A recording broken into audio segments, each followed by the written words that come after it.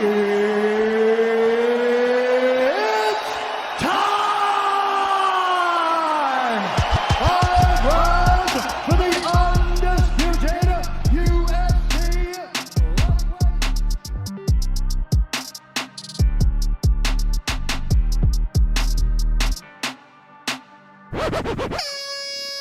salut tout le monde, bienvenue dans MMA Club, ce jour pluvieux, ce lundi bien pourri. Alors j'espère que vous allez bien quand même, moi ça va super, je m'en fous qu'il pleut, du coup je ne travaille pas, c'est encore mieux. Alors on va parler aujourd'hui du récap UFC 271, on va en parler dans les grandes lignes. On va parler de Green contre Akparast pour commencer. Alors j'avais aucun doute sur ce qu'allait proposer Green. Il nous a beaucoup gâté. Il y a des combats comme ça où tu sens tout de suite qu'au match-up, il n'y en a pas un qui est moins bon que l'autre, mais tu sens que le match-up en favorise un plus que l'autre. Akparast a souffert, Green a fait son récital de marteau-piqueur. Donc j'ai surtout envie de parler de lui. Qu'est-ce qu'on va faire avec Green ? Donc on imaginez quand même que Fares Ziam la call-out il y a pas si longtemps que ça. Et que l'écart entre les deux aujourd'hui est quand même, et c'est pas monstrueux, mais c'est quand même conséquent en termes de classement. Sportivement parlant, je ne sais pas. C'est très intéressant d'ailleurs. Ça serait très intéressant de proposer un combat entre les deux, même si pour Green ça n'apporterait pas grand-chose. Ça serait plus dangereux. Donc rien que Dan Hooker, qui l'a battu l'année dernière, est 8 ou 10e selon l'endroit où on regarde.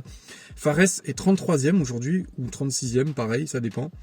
Green est presque à l'entrée du top 15, puisque avant sa victoire, il était 20e.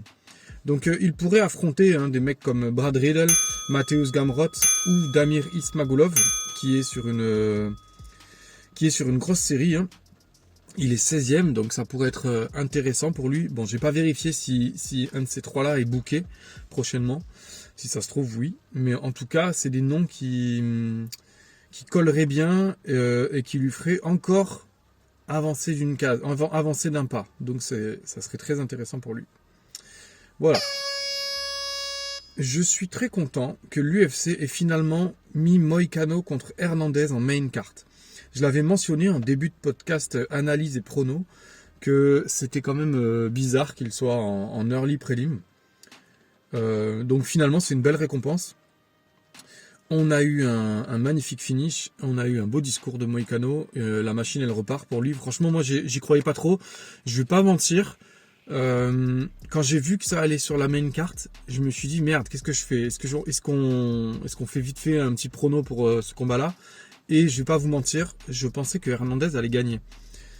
Et finalement putain Moïcano il était déter comme jamais, donc je suis très content pour lui, je suis très content que la machine reparte.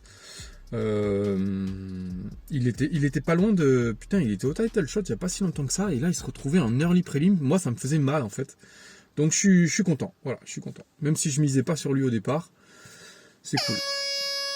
Le combat important pour la catégorie middleweight, c'est Cannonier contre Brunson. Donc tout allait bien pour Brunson jusqu'à ce retournement de momentum. La soumission était pas loin, il fallait sûrement 20 secondes de plus pour vraiment se positionner, verrouiller.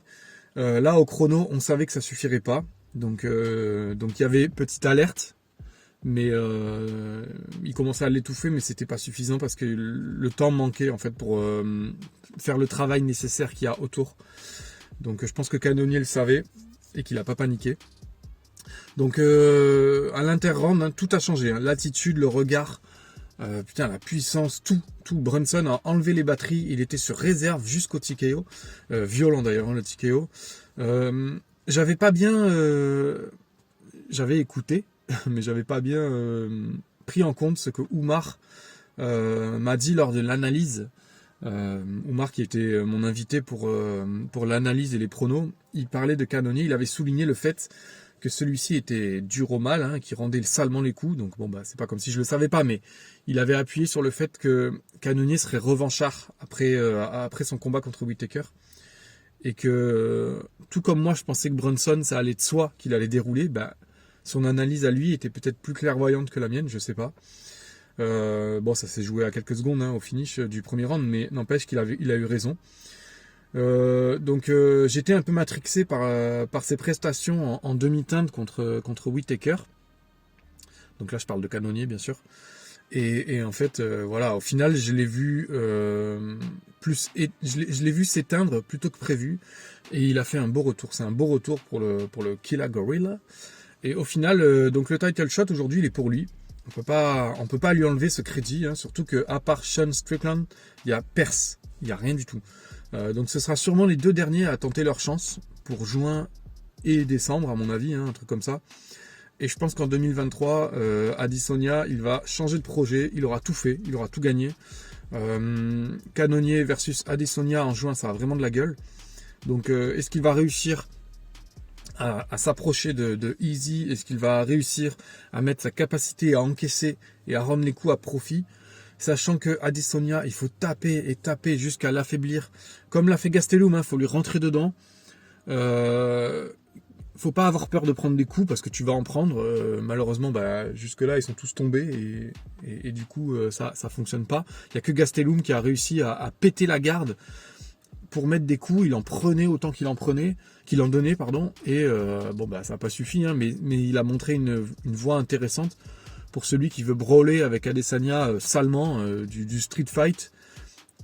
Ça peut fonctionner pour Cannonier qui peut avoir ce style un peu brutal comme ça, explosif. Ça peut tout à fait coller. Voilà, encore faut-il qu'il n'ait pas peur de prendre des flash KO. Et par contre, voilà, la deuxième stratégie, c'est les emmener au sol. Mais de la part de Cannonier, je doute fort que ce soit le game plan. Donc il y a beaucoup de questions à se poser sur ce combat-là. Il y aura beaucoup de questions à se poser sur ce combat-là au moment venu. Mais aujourd'hui, c'est pas le sujet. Voilà. Ensuite, on s'est tapé un sacré kiff avec Tuivasa contre Derrick Lewis. C'était incroyable. Donc oui, c'était mal barré pour Bam Bam sur le papier et au finish du premier round, on s'est tous dit merde, quelle solution il va apporter à ce problème. C'était pas mauvais, mais tout allait dans le sens d'une victoire habituelle en fait pour Lewis. C'était du bis repetita d'un récital habituel, bien orchestré. C'était du Lewis habituel quoi. Voilà, il attend, il chope les bras, il épuise, et puis il contre, il envoie les batteuses pendant 30 secondes, il régénère. C'est un peu voilà, on s'attend à ça et puis c'est ça quoi. Sauf que là, Tuivasa, bonne défense. Des contres efficaces pour faire douter, pour vaciller, gros débit d'explosivité pour les deux. Hein. Donc Lewis, il a tenté justement d'envoyer ce gros débit de coups. Et puis une fois, deux fois, il attrape les bras pour les congestionner, pour empêcher Tuivasa d'avoir de la puissance, de l'allonge. Mais ça marche pas. Quand il prend cette espèce de mi-jab, mi-coup puissant là dans la tronche, et puis qu'il reste les bras ballants, que Tuivasa l'accule contre la cage et envoie son coude en pleine poire. On dirait que Lewis, il lui dit « Je t'ai tout donné, j'ai plus rien, fini parce que j'en peux plus. Voilà, mentalement, physiquement, je suis épuisé, envoie ton coude, fous-moi au sol, on n'en parle plus. » On aurait dit que Lewis, par le corps, par l'esprit, il lui a dit vas-y, termine le combat, mon gamin, c'est pour toi. Donc il a envoyé le coude, hein, c'était franchement incroyable. Donc voilà, Tuivasa a été plus malin que ce qu'on pensait, hein, parce qu'on pourrait penser comme ça que c'était une vieille boxe, mais si tu regardes le combat à nouveau, les esquives qu'il met quand il plante sa tête entre les épaules, qui se baisse bien, même en boxe taille, hein, les coups dans le bide, les coups de genou qu'il lui envoie, il lui prend son souffle comme ça, franchement c'est super bien fait. Hein. Donc les phases de lutte sont difficiles pour Tuivasa, mais voilà, il reste dans le coup. Mentalement, ça craque pas. Il accroche Lewis dans des clinches un peu dégueulasses, mais en même temps, il reste les bras dans sa garde et ça empêche Lewis tout le combat de prendre le recul nécessaire pour envoyer des coups puissants. Il peut pas envoyer les parpaings qu'il envoie d'habitude. Et surtout, Tuivasa le touche quand même assez régulièrement. Donc, quand il prend 2-3 coups, il arrive à en glisser une et ça fait douter petit à petit Lewis qui n'est pas habitué à ça. Il est habitué à ce que quand il matraque de coups comme ça, la personne en face se mette en position tortue, position fétale et attendre que l'arbitre mette fin au calvaire. Et là, Tuivasa, pas du tout. Au contraire, quoi. Il a mis la tête en arrière, les épaules le plus en avant possible et il a envoyé également des coups. Ce qui fait que Lewis était obligé de se méfier aussi. Donc voilà. En plus de ça, il a utilisé sa boxe taille en genou et en coude. Donc voilà, on en avait parlé de la boxe taille en analyse et prono. Moi j'espérais qu'il kick beaucoup en boxe taille. Bon, il n'a pas spécialement kické, il y a eu beaucoup de feintes l'un envers l'autre. Mais finalement, voilà, les coudes ça a marché, les genoux ça a fonctionné. Donc voilà, la chute est choquante. Hein. L'impact de Lewis, c'est waouh. Sur le coup, c'est c'est choquant dans le sens voir Lewis s'effondrer de la sorte comme ça, ça pique. On n'était pas du tout dans ce scénario-là. Et franchement, waouh, vraiment violent. On sait qu'il a un des meilleurs mentons, Tuivasa, après coup. On sait maintenant qu'il a une capacité de se renouveler quand même. Moi j'espérais ça, j'espérais un peu de renouvellement de stratégie. Et bon, sans dire que c'était un renouvellement... il n'est pas passé, je sais pas moi, de la boxe au karaté, mais il a apporté des petits ajustements qui fonctionnaient avec le profil de Lewis. Ses esquives, c'était très très très bon, parce que s'il se prenait les parts plein de poires comme les autres se les sont prises, ça aurait pas du tout fait le même résultat. Hein. Donc voilà, c'est cool qu'il puisse avoir la capacité de se renouveler comme ça. Il a du mental. Alors on en fait quoi de Bam Bam? Eh ben moi je vous le dis, mon rêve est en train de devenir réalité. Je le vois bien, call out Cyril. Je les vois bien faire ça à Paris. Je sens que c'est de plus en plus possible. Alors appelez Dana White, faites-lui des, comment on dit là, hashtag Dana White avec l'arrobase là, je sais pas quoi. Appelez Dana White et faites-lui savoir que en France on veut Tai Tuivasa contre Cyril Gane à Paris. Plus sérieusement, pourquoi pas Gane contre Tuivasa? Stipe, il n'en voudra pas. Lui, il ne voudra pas regarder derrière lui. Il n'y a que Cyril Gane ou Ngannou devant Tuivasa aujourd'hui. Mais bon, on connaît la situation globale de Francis. Donc, moi, Cyril contre Tai, j'y crois fort. Parce que Tuivasa, après être numéro 11 et après avoir battu le top 3, n'aura plus envie de regarder en arrière. Et le challenge pour Cyril, c'est de se relancer avant de repartir sur un title shot. Donc peu importe les pronos, peu importe qui va gagner, ou juste ça serait un match incroyable. Parce que attention, hein, Tuivasa c'est un sacré boxeur. Cyril il est bon, mais ce profil-là, il est très intéressant. Parce que contrairement à Lewis, Tuivasa il va de l'avant, il crée des brèches, il crée ses propres ouvertures. Et ça on en avait parlé aussi dans le récap, dans l'analyse. Et ça s'est avéré vrai. Hein. Donc voilà, c'est pas le même match-up que Gane contre Lewis. C'est complètement différent.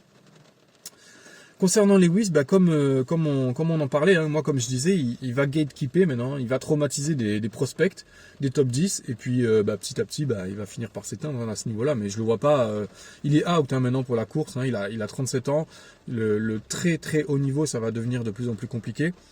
Comme il se renouvelle pas en plus, on commence à trouver la formule. Hein. Donc je sais pas ce que vous en pensez, mais moi j'aimerais bien qu'on en discute en commentaire d'un petit détail. C'est que Tuivasa a 28 ans, soit 9-10 ans de moins que Lewis, puisqu'il a 37 ans, 37 ou bientôt 38. Donc ça fait beaucoup quand même, 10 ans. C'est beaucoup sur la mémoire musculaire, sur la capacité à encaisser à force égale. Immédiatement après le combat, je me suis posé la question de l'importance de l'âge dans ce genre d'affrontement où les athlètes sont équilibrés, où ils se valent en fait, où ce genre de détail peut faire la différence parce que ça a un impact hormonal qui est différent, sur la régénération aussi, sur la motivation. Il y a beaucoup de choses que l'âge peut impacter et à ce niveau-là en fait. Donc moi je sais pas trop ce que vous en pensez. Peut-être c'est dérisoire, mais pour moi ça a quand même son importance. On a vu Lewis douter sur la fin dans les échanges. Il y a eu un peu de panique, il y a eu des mouvements hasardeux. Et puis il a baissé les bras, il a attendu qu'on lui envoie une grosse batteuse dans la tronche. Donc c'est un KO fracassant. C'est encore une fois à domicile. Donc tout ça, ça fait beaucoup pour lui, je pense. 2 défaites à la maison en 3 combats. Moi, je serais pas étonné de l'entendre dire qu'il cogite un dernier combat avant d'arrêter. Mais je vois pas quelle est la motivation aujourd'hui si tu en es à son niveau. À part l'argent, il n'y a pas trop de... Sportivement, il n'y a pas grand-chose qui l'attend. Donc je ne serais pas étonné de l'entendre dire qu'il est sur un dernier combat pour dire au revoir et puis que ce soit terminé quoi, pour lui. Bon, ça serait dommage, hein, c'est un bel athlète. Mais voilà, je ne serais pas choqué. Alors, le main event, je suis terriblement triste pour Whittaker. Alors, je prends en compte le fait que je n'ai pas revu le combat. Peut-être qu'il a tête reposée, peut-être qu'avec une analyse objective et avec des gens autour de moi compétents pour me raisonner sur ce qu'a mis Adesanya sur la table ce soir, peut-être qu'on va réussir à me faire changer d'avis, à me faire dire qu'il a gagné. Mais là, maintenant, non. Au mieux pour moi, c'est un match nul avec revanche immédiate, mais je ne vois pas... peut-être je me trompe, hein, vraiment, mais je ne vois pas comment Izzy peut lever les bras à la fin du combat comme ça avec les scores qu'ont mis les juges, quoi. Je suis pas d'accord. Alors, ma légitimité est tout à fait facile à remettre en doute, en cause. Je ne suis pas coach de haut niveau, je ne suis pas coach tout court, je ne suis pas juge, et clairement, je n'ai peut-être pas l'œil assez affûté pour analyser ce qu'Adesanya a mis sur la table. Donc voilà, oui, il n'a pas été inquiété à outre mesure. Oui, il a été magnifique à regarder, Adesanya. Mais il n'a pas non plus été inquiétant. Et Robert avait aussi une classe folle. Je suis désolé. Il l'a amené au sol, donc c'était très stérile. Mais parce qu'Adesanya a fait ce qu'il fallait pour sortir de ses phases. Mais Adesanya a proposé quoi de plus offensivement? Offensivement, attention, je ne suis pas en train de dire qu'il a rien branlé de tout le combat, mais qu'est-ce qu'il a proposé offensivement et dans la dangerosité en fait? Qu'est-ce qu'il a amené? Je sais pas, je me pose la question. J'aime bien ce qu'a fait Adesanya, hein. Je dis juste que pour moi, ce qu'il a fait ne justifie pas de retenir son titre à ce niveau-là. On est dans le confort et on peut pas, on peut pas rester dans sa zone de confort comme ça pour des matchs aussi importants quand l'adversaire nous touche avec autant de précision pendant 3 rounds. Je sais pas, je sais pas, je sais pas comment. J'arrive pas à me faire à cette décision quoi. J'ai trouvé sa mécanique corporelle assez incroyable. Sa façon de feinter, elle est hors norme. Il est unique, hein. Vraiment c'est un putain de génie. Il avait la bouche fermée tout le long. C'est quand même déroutant son attitude, je pense, pour son adversaire. Il est vraiment déroutant, hein, je l'admets volontiers. Il a bien maîtrisé l'octogone aussi, je l'avoue. C'était assez stérile, mais il a maîtrisé l'octogone. Tout aussi stérilement que les amenés au sol de Robert n'ont eu aucun impact sur son physique, je pense. Il a pas rendu les jabs directs pleine tronche qui se prenaient, mais il avait un bel avantage en kick. Alors là, par contre, les calfs, mais il claquait dans le muscle haut du mollet, c'était horrible. Je pense que ça fait terriblement mal à ce niveau-là. Robert, il poker face tout le long, mais à mon avis, il doit avoir la jambe en carton là aujourd'hui. Donc c'était assez équilibré, hein, ça s'annulait un peu. Hein, l'un qui envoyait des bons parpaings pleine tronche, l'autre qui lui a bien pété la jambe d'appui. Donc voilà, je sais pas, je trouve que c'est terrible. Les scores des juges sont... Je vais pas dire que c'est affligeant, mais c'est désespérant en fait, je trouve. Donc j'ai échangé quelques mots avec certains d'entre vous en message privé. Donc j'ai eu du Izzy à gagner 4-1 ou Izzy à gagner 3-2. J'ai eu du 2 pour Izzy, 2 incertains et 1 Whittaker. J'ai eu aussi du 3 Whittaker, donc je suis pas le seul à penser que Whittaker a aussi gagné 3 rounds. Donc voilà, après aussi, est-ce que gagner 3 rounds pour un championnat, pour un titre, est-ce que finalement, de toute façon, il l'aurait quand même pas donné à Adesanya parce que c'est le champion et qu'il faut aller au-delà de la décision? Peut-être aussi que c'est aussi un argument, et je peux l'entendre parce que je suis le premier aussi à dire que il faut pas laisser ça dans les mains des juges, et les juges sont humains. Peut-être qu'ils font des erreurs, peut-être qu'ils sont plus clairvoyants que moi. C'est aussi, j'entends aussi ça, je peux l'entendre. Donc voilà. C'était un combat magnifique, hein. Les deux ont été incroyables, vraiment. Whittaker est largement devant le reste de la catégorie. Alors qu'est-ce qu'il va faire maintenant? Alors, il a tout nettoyé à part le champion légitime. Donc qu'est-ce qu'on fait avec Bobby Knuckle? Avant de fermer ce podcast, moi je vais vous répondre. On lui donne Marvin Vettori. Et ouais, c'est super intéressant comme combat et je trouve que c'est un gros choc de style et limite c'est un gros choc de culture et de personnalité. Je pense que le vainqueur se repositionne sérieusement pour une trilogie l'un et l'autre. Je vous rappelle que tous les deux ont affronté Adesanya, donc ils pourraient se replacer pour une trilogie l'un et l'autre. Pourquoi pas? Pendant que Brunson se repose un peu d'ailleurs, Cannonier pourrait affronter Adesanya, ce qui est prévu d'ailleurs pour juin. On a Costa qui peut se prendre Sean Strickland pour un duel de grande gueule. Franchement, ça serait aussi incroyable pour juin, juillet, août. Pendant que Nassourdine Imavov continue de grimper et puis qu'il se prenne Brunson à la rentrée des classes. Je trouve que ce scénario claque. Je trouve que ça serait excellent. On résume. Robert Whittaker contre Marvin Vettori. Pendant que Brunson se repose, on aurait Cannonier qui prend Adesanya, on aurait Paulo Costa qui prend Sean Strickland, on aurait Nassourdine qui continue de grimper et qui se tape Brunson à la rentrée. Il rentre dans les portes du top 5 s'il gagne. S'il perd, c'est pas grave, il est jeune, il a le temps. Mais franchement, je pense que ce scénario serait incroyable. Voilà, pour moi, c'est terminé pour ce podcast. Je vous remercie beaucoup pour votre écoute. N'oubliez pas de vous abonner. N'oubliez pas les 5 étoiles sur Spotify, sur Apple Podcast. C'est très important pour moi. Je vous dis à très vite. On va parler des Frenchies à l'UFC, les Frenchies du mois. Ça va être intéressant. Je vous fais, comme d'habitude, que vous le vouliez ou non, je vous fais des gros bisous.